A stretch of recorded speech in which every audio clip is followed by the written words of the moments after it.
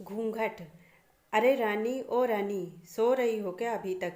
रानी की जेठानी जोर जोर से चिल्ला रही थी घर के आंगन में खड़े होकर। रानी यानी मैं भागती हुई अपने कमरे से निकली और बोली, दीदी आ गई मैं। जेठानी बोली, रानी तुम्हारा नाम रानी है, तुम रानी नहीं हो। मैंने तुम्हें रात में ही समझाया था कि सुबह को जल्दी उठ जाना, तुम्हारी मुंह दिखाई की रस्म है।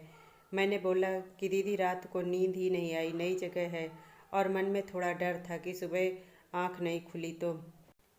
रजनी दीदी हंसती हुई बोली, रानी मेरी प्यारी देवरानी, जल्दी से घूंघट कर लो, अगर माँ जी आ गई तो हंगामा हो जाएगा। मैंने घूंघट किया ही था तभी माँ जी वहाँ आ गई और कड़कती आवाज़ में बोली, चलो अब क्या यही गपशप मारती रहोगी तुम दोनों? हमने चलना शुरू ही किया था तभी माँ जी ने रजनी दीदी के कंधे पर हाथ रखा और बोली, पता है ना कहाँ से जाना है और कैसे जाना है? माँ जी ने बोला कि जब भी कोई बड़ा तुम्हारे सामने खड़ा हो तो हमेशा घूंघट में रहना और कम से कम अपने बड़ों के सामने बिना घूंघट के तो कभी मत आना। रजनी दीदी कुछ बोली ही नहीं, बस अपना सर हिला दिया। मैंने भी बस अपना सर हाँ में हिलाया। माँ जी के जाने के बाद मैंने पूछा, रजनी दीदी आप तो इतनी पढ़ी लिखी हो, फिर ये सब चीज़ें कैसे निभाती हो? रजनी दीदी मुस्कुराई और बोली, मैं थारे जेठ से बहुत प्यार करती हूँ, इसीलिए अभी तक चुपचाप सब चीज़ें निभा रही हूँ। मैं कुछ नहीं बोली और चुपचाप रजनी दीदी के साथ घर के बाहर वाले कमरे में जाकर बैठ गई। वहाँ पड़ोस की आंटी जी बैठी थी। वो बोली, ये कैसी बहू आई है? ससुर जी सामने खड़े हैं और ये यहाँ बैठी है। मुझे कुछ समझ में नहीं आया। मतलब? रजनी दीदी बोली, आंटी जी अभी नई बहू है, यहाँ के रीति रिवाज सीखने में थोड़ा समय लगेगा। रजनी दीदी मुझे वहाँ से उठाकर मेरे कमरे में छोड़ने गई। 6 महीने यूं ही बीत गए छोटी छोटी चीज़ों में। एक दिन मैं राहुल के साथ साड़ी लेने गई। राहुल का फ़ोन आया और वो दुकान से बाहर बात करने चले गए। साड़ी की दुकान पर मैं बेधड़क होकर साड़ियाँ देखने लगी। तभी साथ में बैठे हुए अंकल जी खांसे। 1 बार, 2 बार, 3 बार। मैंने साड़ी वाले भैया से बोला कि भैया इन अंकल जी को पानी दे दो, बहुत खांसी हो रही है इन्हें। अंकल जी भड़क उठे और बोले, क्या बदतमीज़ लड़की है, ये कुछ शर्म लिहाज है या नहीं इसे?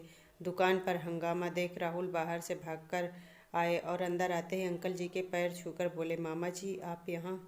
मैं घबराकर दुकान के बाहर निकल आई, एक लंबा घूंघट करके गाड़ी में बैठ गई।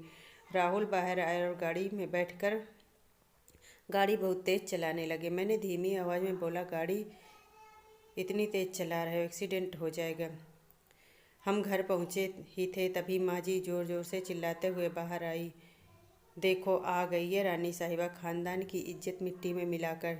तभी रजनी दीदी आई और बोली, माँ जी मेरी शादी को 6 साल हो गए, मैं अभी तक मामा जी को नहीं जानती, तो ये कैसे जानेगी? माँ जी जोर से चिल्लाई, देखो कैसे चपड़ चपड़ जबान चल रही है इस रजनी की अभी। राहुल सबकी बात काटते हुए बोले कि माँ ये दोनों सही बोल रही हैं, अगर ये हमेशा घूंघट में ही रहेंगे तो ये मामा जी को कैसे पहचानेंगी? और माँ आज मामा जी के एक फ़ोन पर तुमने घर की शांति भंग कर दी। ये तो समाज है जिसने सीता मैया पर भी उंगली उठाई थी। पिताजी और जेठ जी भी अपना पक्ष राहुल के साथ ही रखा। माँ जी थोड़ी देर सोचने के बाद वापस रजनी दीदी और मेरे पास आई और बोली, तुम दोनों को अपनी मर्यादा पता है, मुझे उम्मीद है तुम कभी भी मेरा सिर शर्म से झुकने नहीं दोगी। हम एक ही परिवार के सदस्य हैं, हमें हमेशा साथ रहना है, अच्छा वक्त हो या बुरा वक्त। हर सदस्य को अपनी मर्यादा पता है। माताजी ने मुझे और रजनी दीदी को गले से लगा लिया। दोस्तों कहानी पसंद आई हो तो प्लीज़ इसे लाइक और शेयर सब्सक्राइब ज़रूर करें।